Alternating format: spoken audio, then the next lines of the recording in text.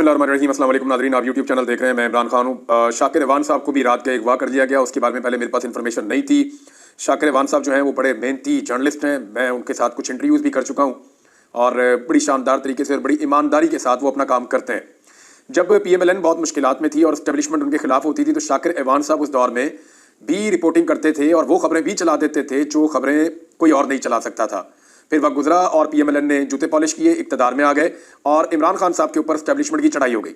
अब शाकिर अवान साहब जो हैं वो दूसरी तरफ की कवरेज भी उसी तरह कर रहे हैं, लेकिन PMLN को ये पसंद नहीं है और इसी वजह से अब वो जिन लोगों को कल को कहते थे कि ये मुजाहिद हैं, ये ज़बरदस्त रिपोर्टिंग कर रहे हैं, इनसे बेहतर कोई सहाफ़ी हो नहीं सकता, ये सारे इकट्ठे होकर मोतीउल्लाह जान के घर पहुँच गए थे जब वो चंद घंटे के लिए अगवा हुए थे।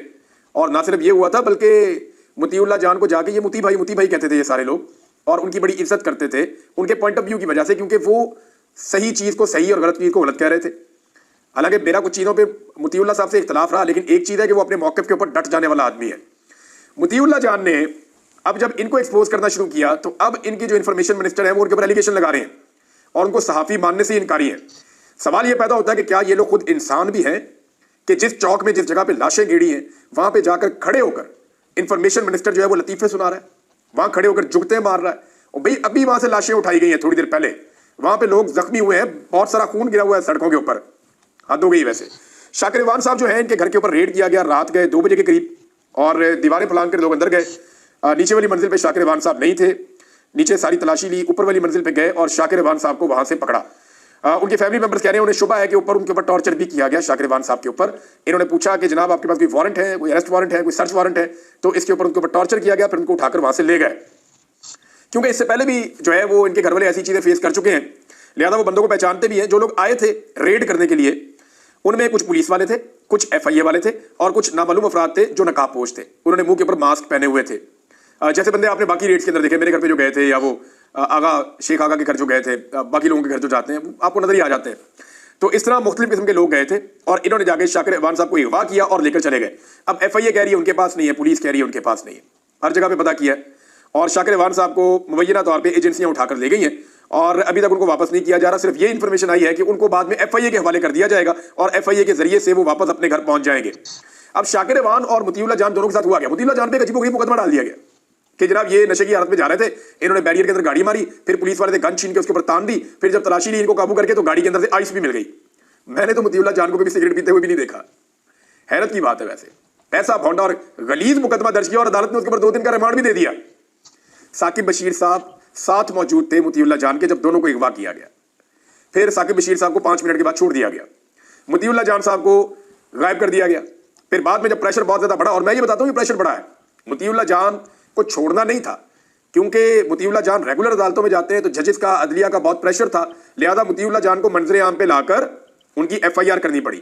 तो ये प्रेशर जो है वो मैं सारे सहाफियों से कहूंगा और सबसे मेरी गुजारिश है कि शाकिर अवान के लिए भी इसी तरह आवाज उठाए। सारे इकट्ठे होकर लाहौर हाई कोर्ट की चीफ जस्टिस के पास जाएं, उन्हें जाकर कहें जी यहाँ पे वो कवरेज करने आते हैं, इंसानी हकूक की पामाली हो रही है, आप चीफ जस्टिस हैं, हमारा बंदा बरामद करवा के दें।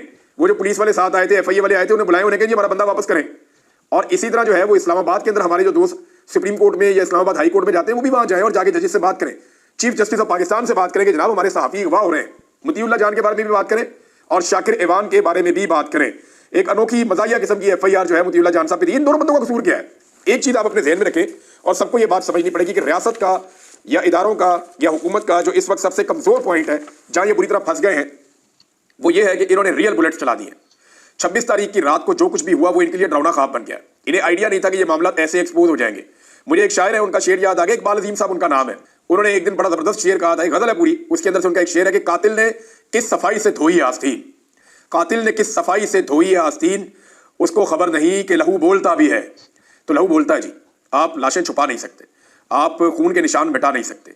ये आपके पीछे आएगा। BBC ने बड़ी जबरदस्त इसके ऊपर एक डॉक्यूमेंट्री लिखी है, लेकिन इसका इंपैक्ट बहुत गहरा आ रहा है, पूरी दुनिया के अंदर आ रहा है। आलमी सतह के ऊपर ये जो हुक्मरान है और इनके साथ जुड़े हुए लोग हैं ये सारे फंस गए और इनको जो है वो एक मुजरिम के तौर पे देखा जा रहा है, जिन्होंने निहत्ते अवाम के ऊपर अंधाधुंध फायरिंग की है। ये क्लेम किया गया कि जनाब जो मुजाहिरीन है उनके पास बहुत सारे हथियार थे, कुछ हथियार लाके सामने भी रख दिया। आपको पता है हथियार तो जब मर्जी पुलिस लाके सामने रख देती है, इनके पास पड़े रहते हैं हमेशा, तो हथियार लाके रख दिए जनाब, ये उनसे बरामद हुए। एक विजुअल ऐसा नहीं है जहां पे ये लोग हथियार लेकर आ रहे हो। पाकिस्तान तहरीक इंसाफ ने बाकायदा ये इंस्ट्रक्शन दी थी कि हथियार लेकर कोई नहीं आएगा और कोई भी हथियार लेकर नहीं आया था, सवाई कुछ सिक्योरिटी अली अमीन गंडापुर की जो वजीर आला की है या एक दो लोगों की, उसके अलावा और किसी के पास हथियार नहीं थे। तो ये एक गलत एलिगेशन लगाया गया कि पाकिस्तान तहरीक इंसाफ के लोग हथियार लेकर आए। इस पे अल जजीरा ने कहा कि हम सारा दिन रिपोर्टिंग करते रहे, बीबीसी ने, बाकी सारों ने, आर्मी मीडिया ने रिपोर्टिंग की, लोकल मीडिया ने रिपोर्टिंग की, कोई एक बंदे ने नहीं कहा कि ये हथियार लेकर आए। और किसी एक पुलिस वाले को या एक रेंजर्स को या किसी बंदे को अभी तक सामने नहीं लाया गया जिसको गोली लगी हो। अब अगर किसी को ला के उसको पट्टी करके डॉक्टर से झूठा मेडिकल लीगल सर्टिफिकेट जो है वो बना के और लाकर कह दे जनाब इसको गोली लगी है, तो हम कुछ कर नहीं सकते।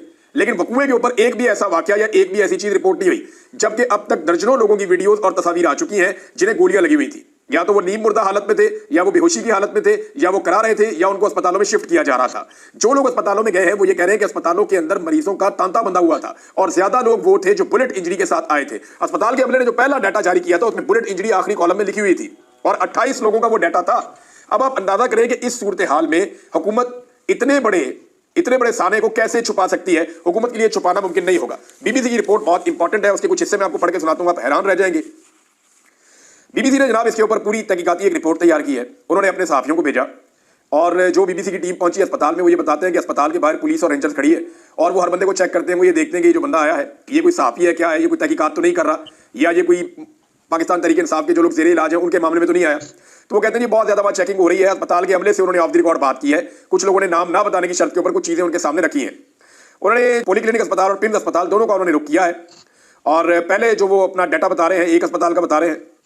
ये पॉलीक्लिनिक अस्पताल है और ये बताते हैं जनाब के यहाँ पे 3 अफराद की लाशें मौजूद थी, जिनमें से एक की लाश जो है वो बुध की रात तक मुर्दा खाने में मौजूद थी। 2 लाशें जो है वो लवाहिकीन के हवाले कर दी गई हैं, जबकि दूसरे अस्पताल से जो अभी तक वहाँ पे अमले ने बताया कि 2 लाशें वहाँ से भी लवाहिकीन के हवाले की गई हैं। जबकि पाकिस्तान तहरीक इंसाफ कह रही है जो मौके के ऊपर जिन लोगों की डेथ हो गई थी उनको डायरेक्टली उनके इलाकों में रवाना किया गया है। तो इस तरह पाकिस्तान तहरीक इंसाफ ने जो फिगर दिया है, यानी अभी वो अपना डाटा कंपाइल कर रहे हैं, तहरीक इंसाफ अपने हर इलाके से चेक करेंगे कौन कौन से बंदे मिसिंग है, फिर उनको जो है वो गिरफ्तार होने वालों की लिस्टों के अंदर चेक कर रहे हैं और जो बंदे लापता होंगे वो कहां गए उसके ऊपर फिर तहरीक इंसाफ अपना एक डाटा जारी करेगी कि हमें इतनी लाशें मौसूल हो गई हैं और ये बुलेट इंजरी हुई थी, हमारे इतने जख्मी हैं, इन्हें गोलियों से जख्म लगे हैं और इसके अलावा हमारे इतने लोग जो है वो लापता हैं जिनके बारे में हमें नहीं पता कि या उनको मार दिया गया है या उन्हें लापता कर दिया गया है, और इसके अलावा इतने बंदे हमारे गिरफ्तार हैं और वो फलां जेलों के अंदर या फलां थानों के अंदर बंद है। पाकिस्तान तहरीक इंसाफ इसके ऊपर काम कर रही है, लेकिन बहुत दबाव है। तहरीक इंसाफ के ऊपर इतना दबाव शायद कभी नहीं था जितना दबाव अब है कि आप कुछ भी करें इस मामले को दबाएं, और तहरीक इंसाफ के अंदर बहुत सारे लोग इस पे काम कर रहे हैं। एक काम होगा और बड़ी बारीक वारदात है जिस पे काम हो रहा है। पाकिस्तान तहरीक इंसाफ को एक डाटा दिया जाएगा और जिन बंदों को डाटा दिया जाएगा वो आप समझ लें जैसे ये है वज़ीर आला खैबर पख्तूनख्वा के साथ जो होता है वो बैरिस्टर सैफ, इस तरह के लोगों को एक डाटा दिया जाएगा कि आप ये डाटा पब्लिक कर देंगे, ये बंदे आपके मारे गए हैं, और वो डाटा पब्लिक कर देंगे। उसके बाद उनमें से 5-6 बंदे लाकर सामने खड़े कर दिए जाएंगे हुकूमत की जानिब से। ये तरह समझ लें आप, ये हुकूमत और सिस्टम एक डाटा दे रहा है जो आने वाले वक्त में पाकिस्तान तहरीक इंसाफ के लोग सामने लेकर आएंगे। तहरीक इंसाफ को मैं पहले बता रहा हूं कि ये काम हो रहा है और इससे अगर आपने बचना है तो अभी आप तैयारी कर लें। तहरीक इंसाफ के बंदे एक डाटा लेकर आएंगे, जनाब ये बंदे हमारे मर गए, और वो डाटा तहरीक इंसाफ को दिया होगा किसने? सिस्टम ने। सिस्टम से एक डाटा निकलेगा और तहरीक इंसाफ के पास पहुंचेगा और सिस्टम के जो आलाकार है तहरीक इंसाफ के अंदर वो उस डाटा को बताएंगे जनाब ये डाटा है। जब वो डाटा सामने आएगा तो उसके बाद उनमें से कुछ बंदे लाके सामने खड़े कर दिए जाएंगे, ये तो बंदे जिंदा है, ये तो गिरफ्तार हुए, ये तो बंदा अपने घर पे था, ये बंदा फलाने जगह पे था। तो इस तरह पाकिस्तान तहरीक इंसाफ के बयानिए को जाया करने की कोशिश की जाएगी। ये एक मीटिंग में फैसला हो चुका है कि इनके साथ ऐसे खेलो कि इनको ऐसे नाम दे दो जो नाम मरे ही नहीं है, ताकि बाद में उन लोगों को सामने लाकर जो असल में मरे हैं उनका केस भी खराब कर दिया जाए। तो ये खेल खेला जा रहा है, मैंने पहले बता दिया है, और ये खेला जाएगा। दूसरी बात यह है कि बीबीसी ने जो चीजें बताई उनमें डॉक्टर्स के हवाले से बड़ी खौफनाक चीजें हैं। यानी डॉक्टर ये बताते हैं कि यहां पे बहुत सारे लोग लाए गए थे। पहले तो एक खातून है, उन्होंने बताया जी कि मेरे हस्बैंड के कंधे पे गोली लगी है, मैं गाड़ी में थी, मैंने देखा कि मेरे हस्बैंड जो है वो गिरे हुए हैं और वहां गोलियां चल रही थी, रियल बुलेट है। बीबीसी ने वहां जाकर चेक किया तो उनके कंधे से ऑपरेशन करके गोली निकाली गई थी। तो ये उनका ये कहना है।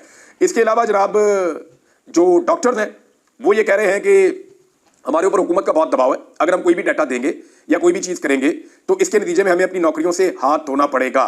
और जो मरीज हैं वो ये कह रहे हैं कि हम किसी बेहतर अस्पताल में अपने मरीज को ले जाना चाहते हैं, तो हम कहते हैं जनाब हमें फाइल दें ताकि हम किसी अच्छे अस्पताल में शिफ्ट करके इलाज करवाएं। तो उस पर वो फाइल भी नहीं दे रहे अस्पताल वाले को। फाइल देंगे तो उसमें लिखा होगा कि इसके ऊपर किस तरह की इंजरी है, बुलेट इंजरी है। तो जब फाइल देंगे तो वहां पे हुकूमत के खिलाफ केस बनेगा कि जनाब इन्होंने रियल बुलेट फायर की है। डॉक्टर्स ने ये जो बातें की, ये मैं आपको पढ़ के सुनाऊंगा, ये पैराग्राफ बड़ा खौफनाक है। बीबीसी से बात करते हुए पॉलीक्लिनिक और पिम्स के डॉक्टर्स ने कार्रवाई के खदशे की वजह से अपना नाम ना दायर करने की शर्त पर बताया कि वो इस बारे में बात नहीं कर सकते। ताहम एक डॉक्टर ने ऑपरेशन की रात के हवाले से बात करते हुए बताया कि उन्होंने आज तक एक रात में इतनी सर्जरीज नहीं की हैं जितनी उस रात की थी, 26 तारीख की रात।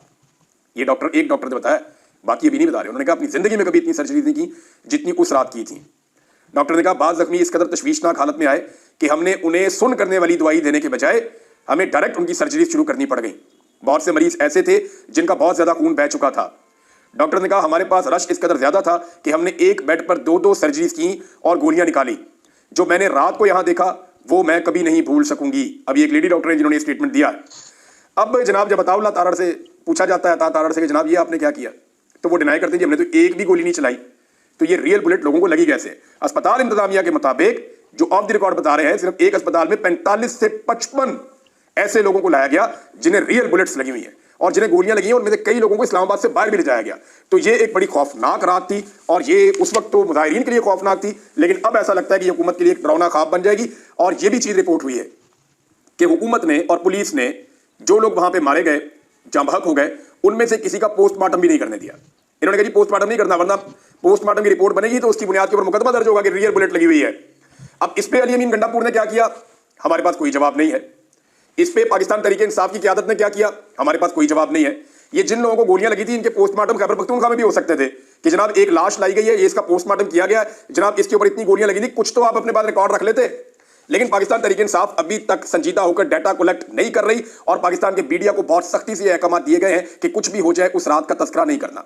इमरान खान का जितना मर्जी आप नाम लें, उनके नाम पर से तकरीबन पाबंदी हट गई कि जितना मर्जी आप उसका नाम लें, रोला डालें, आप पॉलिटिक्स के ऊपर बात करें, आप पाकिस्तान तहरीक इंसाफ के अंदर इख्तिलाफात के ऊपर बात करें, आप लाशों का मजाक उड़ाएं, उस वकूए का मजाक उड़ाएं, कुछ करें, लेकिन उस रात को जो जुल्म हुआ है, जो जबर हुआ है, उसके बारे में कोई बात नहीं करेगा। है ना फिरौनियत? आपको यानी मैं इसको कहां मिसाल दूं, यानी किसके साथ इसको लाके जोड़ूं मैं? आज के जदीद दौर में सरेआम गोली चलती है, लोगों को मारी जाती हैं, लोग अस्पतालों में पहुंचते हैं, सुराखों वाले जख्म मैंने देखे हैं वीडियोस के अंदर, उनको पोस्ट नहीं कर सकते, वो इतने खौफनाक किस्म के हैं। जब वो सारी चीजें नजर आ रही हैं, बेशुमार लोग अस्पताल में बेड्स के ऊपर पड़े हुए हैं, जब सब कुछ नजर आ रहा है फिर भी मीडिया बोल नहीं पा रहा, तो इसका मतलब आप समझ जाएं कि ये कितना बड़ा इशू है इस वक्त इस निजाम के लिए। नाज़रीन, जो लोग वापस जा रहे थे उनमें कुछ लोगों को गिरफ्तार किया गया है और पता चला है कि बलूचिस्तान से ताल्लुक रखने वाली क़यादत और कुछ पंजाब के लोग जो हैं, इवन खैबर पख्तूनख्वा के भी, उनको अगवा कर दिया गया है। ना वो किसी ना उनकी लाश मिली है, ना वो किसी पुलिस स्टेशन में है, ना उन्हें जेल भेजा गया है और ना ही उनके ऊपर कोई और, ना वो जख्मी हुए, ना वो अपने इलाकों में पहुंचे हैं। तो बाकायदा कंफर्म किया जा रहा है कि कुछ लोगों को अगवा करके साइड पे किया गया है। मुमकिन है कि 9 मई तर्ज का कोई और मामला बनाया जाए और ये किया जाए कि जनाब इनके बयानात की रोशनी में इमरान खान साहब को किसी तरह फांसा जाए। नाज़रीन, ये वाला हफ्ता जो है वो पाकिस्तान तहरीक इंसाफ के लिए बहुत इंपॉर्टेंट है और उसकी कुछ वजूहात हैं। एक तो सलमान अकरम राजा साहब ने इस्तीफा दे दिया है सेक्रेटरी जनरल की सीट से। हालांकि ये इस्तीफा देने का टाइम नहीं है, जिम्मेदारी लेने का टाइम है। सलमान अकरम राजा साहब क्योंकि नाकाम रहे लाहौर से जुलूस को लीड करने में, उन्होंने वहां से लोगों को लेकर आना था, लेकिन उन्होंने साफ कहा जनाब 10, 20, 25, 30 बंदों से ज्यादा इकट्ठे नहीं हो पा रहे थे और जैसे ही बंदे निकलते थे वैसे ही अटैक हो जाता था। हर तरफ कर्फ्यू का समा था और रुकावटें इतनी ज्यादा लगाई गई थी कि किसी सूरत भी हम इस काबिल नहीं थे कि हम पहुंच जाते इस्लामाबाद तक। तो सलमान अकरम राजा साहब ने लगभग अपनी रिस्पॉन्सिबिलिटी ली है और जिम्मेदारी लेते हुए उन्होंने इस्तीफा दिया है, लेकिन उन्होंने कहा हम आगे बढ़ेंगे अपने गुस्से और अज़म के साथ, हम हर कानूनी रास्ता अपनाएंगे, हम एक पुरअमन सियासी जमात हैं, हम एक जत्था हरगिज नहीं है। ये सलमान अकरम राजा साहब ने कहा है। लेकिन सलमान अकरम राजा साहब को इतनी वो करने की जरूरत क्या है? ये सलमान अकरम राजा साहब बेहतरीन काम कर रहे हैं और उन्होंने सच बोला है कि इस वजह से हम नहीं निकल पाए। असल में तो वो लोग हैं जो फोटो सेशंस कर रहे थे। असल में तो हमाद अजहर से पूछना चाहिए ना कि आप पंजाब के सदर हैं, बताएं जी आप कितने बंदे लेकर आए? पंजाब के सदर की रिस्पॉन्सिबिलिटी थी ना कि उन्होंने लेकर आने थे बंदे इस्लामाबाद में। खुद वो कश्तियों के ऊपर ट्रैवल कर रहे थे, कभी पैदल ट्रैवल कर रहे थे, बेचारे रास्ता ढूंढ रहे थे। ऐसा नहीं है कि उन्होंने कुछ नहीं किया, लेकिन अगर पंजाब लगातार फेलियर का शिकार हो रहा है। अभी मेरी कुछ लोगों से बात हो रही थी, उन्होंने कहा जी फैसलाबाद के सवाए 2 MNAs के कोई भी नहीं निकला। कुछ MNAs आए, उन्होंने एक हुजूम के साथ खड़े होकर फोटो सेशन किया और उसके बाद वो गायब हो गए, वो मिले ही नहीं। नसार जट साहब निकले और ये तलंगंग तक तो देखे गए हैं और तलंगंग के बाद तक जो है वो इस्लामाबाद तो नहीं पहुंच पाए, डी चौक में तो नहीं आ पाए, लेकिन हामिद रजा साहब भी जो है वो इस्लामाबाद की तरफ बहुत ज्यादा जोर लगा के कोशिश करते जाने की, बड़ा लंबा रास्ता उन्होंने इख्तियार किया हुआ था। अब हामिद रजा साहब ने भी इस्तीफा दे दिया कोर कमेटी से भी और पॉलिटिकल कमेटी से भी, और वो ये कह रहे हैं मैं इमरान खान साहब को मिलकर सारी सूरत बताऊंगा कि पंजाब के अंदर जो है वो किसी किस्म का कोई एक्टिविटी हो ही नहीं रही। तो पाकिस्तान तहरीक इंसाफ की जो पंजाब की क़यादत है वो पूरी तरह नाकाम हुई है और इसी पंजाब की क़यादत ने सलमान अकरम राजा साहब को दीवार के साथ लगाया, जिसकी वजह से उन्होंने इस्तीफा दिया है। हालांकि इस्तीफा दूसरे लोगों को देना चाहिए था। सलमान अकरम राजा साहब ने सारी बात खुलकर की और उन्होंने चार्जशीट किया कि लाहौर में ये हुआ, साहिवाल में ये हुआ, गुजरावाला में ये हुआ। उन्होंने एक एक चीज कमेटी के अंदर बैठ के बताई। तो जब उन्होंने बताई तो फिर उनके ऊपर अटैक कर दिया। पुराने जितने घाघ लोग बैठे हुए हैं पाकिस्तान तहरीक इंसाफ में अपनी ग्रुपिंग बना के, उन्होंने सलमान अकरम राजा साहब पे अटैक किया। और फवाद चौधरी साहब को सलमान अकरम राजा साहब पे क्यों गुस्सा है? देखिए फवाद चौधरी साहब को मैं आपको एक चीज कंफर्म कर देता हूं कि चौधरी साहब ना बड़े यारबाश आदमी है। हमाद अजहर और फवाद चौधरी ऐसे, हमाद अजहर को तकलीफ होती है तो फवाद चौधरी को तकलीफ होती है, फवाद चौधरी को तकलीफ होती है तो हमाद अजहर को तकलीफ होती है। ये दोनों आप ये समझ लें कि यक जान दो कालब है।